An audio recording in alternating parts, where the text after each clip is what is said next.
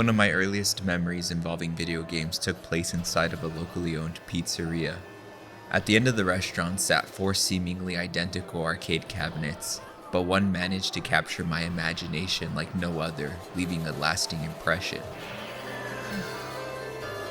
As terrified as I was by the game's gruesome visuals, I couldn't avert my eyes. I needed to know what horrors awaited me beyond those mansion doors. The House of the Dead. The House of the Dead was the first light gun title developed by Sega's AM1 team. From the beginning, they wanted to set themselves apart from the other 2 in-house studio projects, so they adopted a horror aesthetic.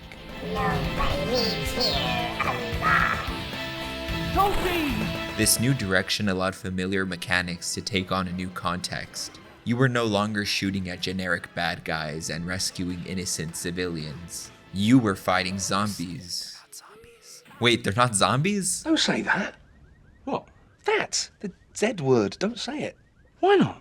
Because it's ridiculous. Okay, these creatures require multiple hits to take down, and this added a level of strategy that was uncommon for on-rail shooters.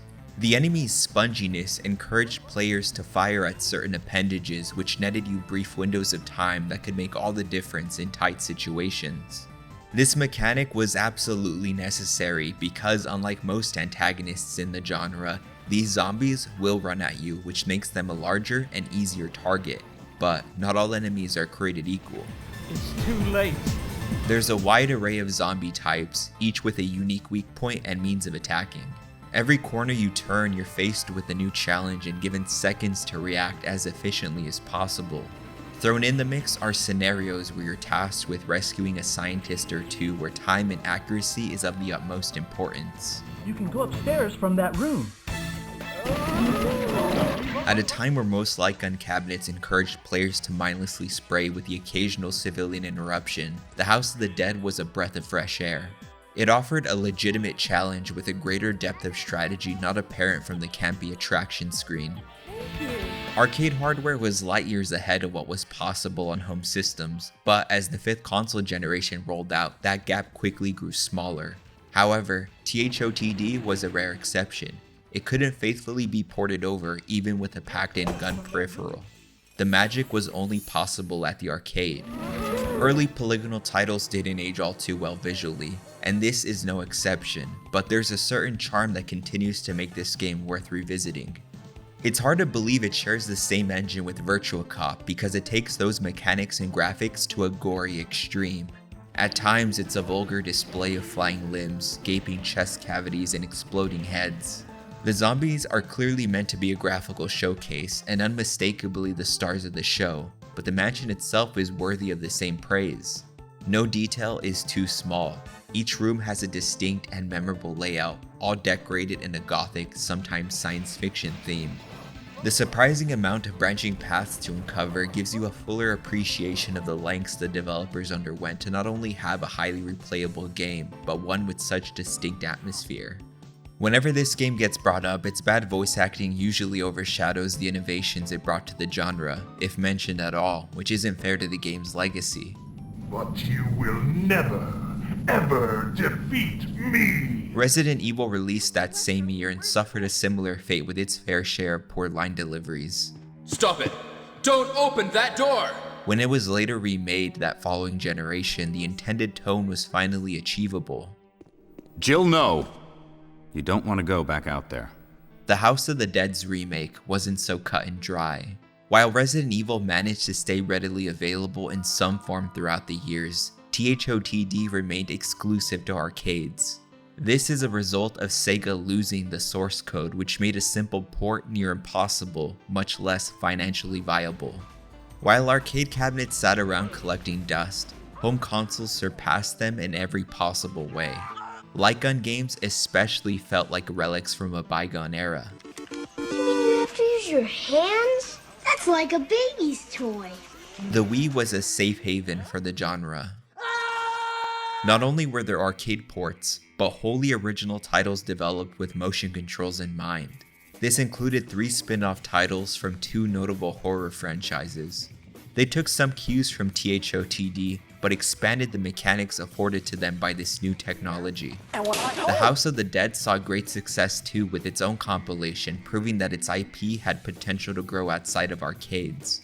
That potential would be fully realized in Overkill, a prequel to the first title that's notable for at one point holding the world record for the most F-bombs dropped in a video game. Motherfucker, fucking, motherfucking, fucking, fuck, motherfucking, fuckwit, fucking, motherfucker, fuckisms, fuck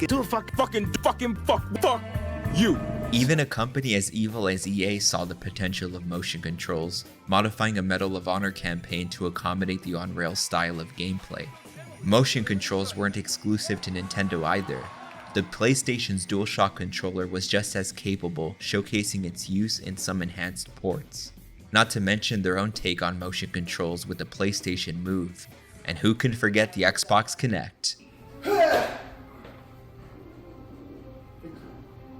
After that generation came and went, the demand for on-rail shooters died down, but didn't disappear completely. It seems to have adapted to platforms that favor their style of gameplay.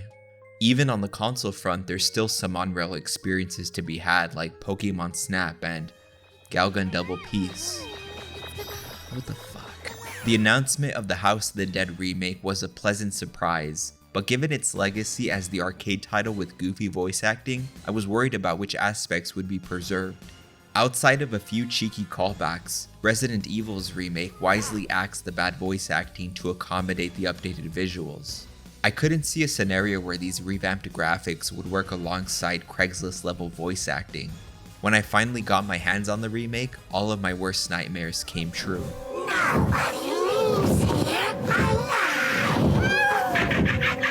Sophie!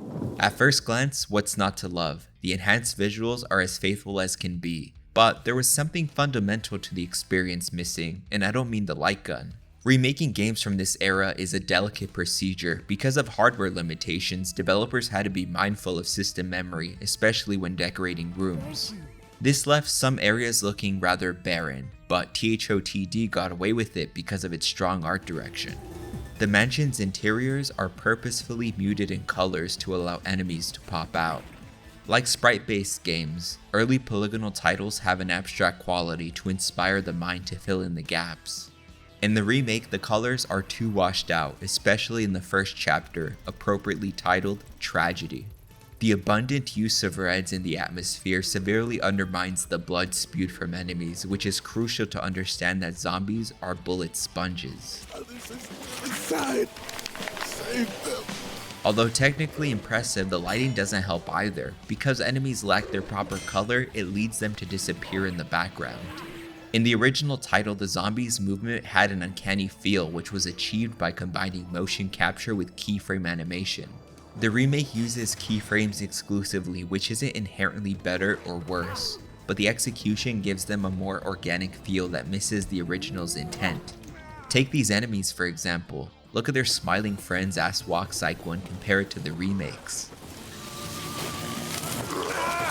As soon as an enemy is slain, their corpse loses all weight and is reduced to a ragdoll, which takes me out of the experience. Thank you. I vastly prefer the scripted death animations of the original. Sure, they repeat, but with the fast-paced gameplay, it was hardly noticeable.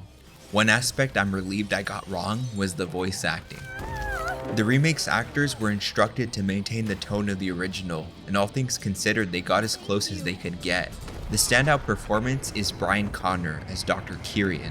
What happened? Why don't you follow my instructions?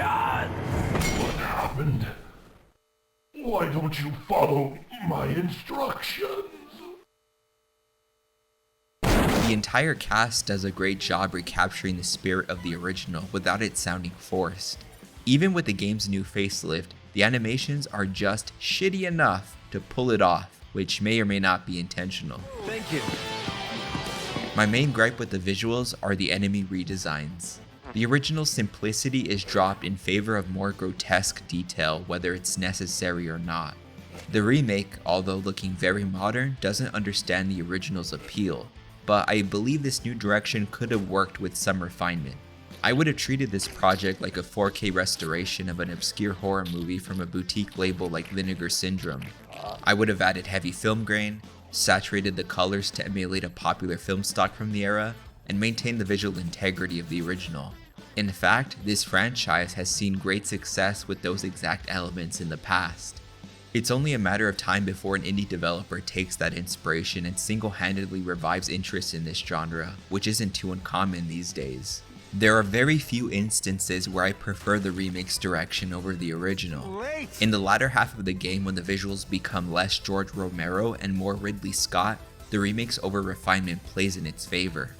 They had the difficult task of interpreting scenes that never had a whole lot of detail to begin with, and succeeded in giving them a new but familiar look. Each boss underwent slight redesigns that were tastefully done, prioritizing readability above all else. A lot of people, myself included, believed this remake wouldn't translate properly without a light gun, and although I can't speak on other platforms, a mouse on PC is perfectly fine. I thought I'd miss firing a plastic trigger and my ultimate strategy wouldn't work, but life finds a way.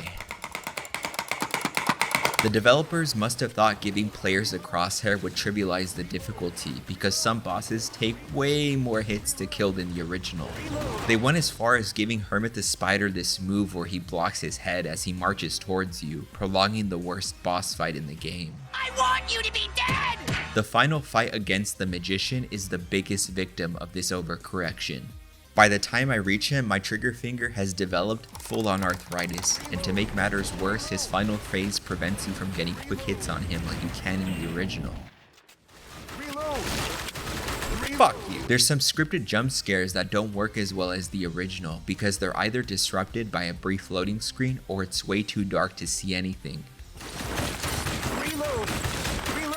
In fact, this game sometimes runs so poorly that it substitutes jump scares for something far more scarier. What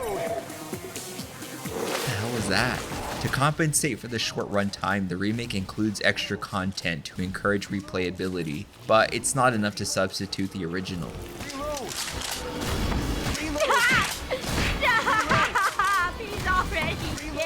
The final nail in the coffin is the failure to secure the rights to the original soundtrack, instead choosing to remake it.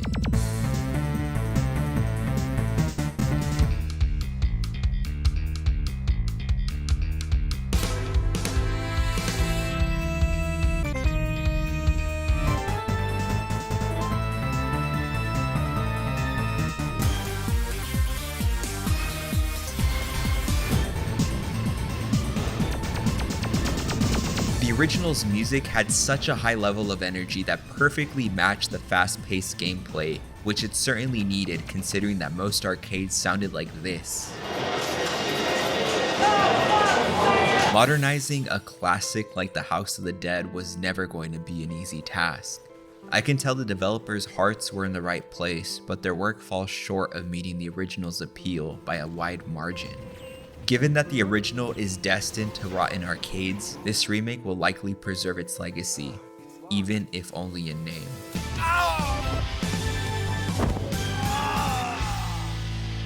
If there's one silver lining, it's that I can finally write more than 3 characters on the high score chart. What the hell? Happy Pride Month.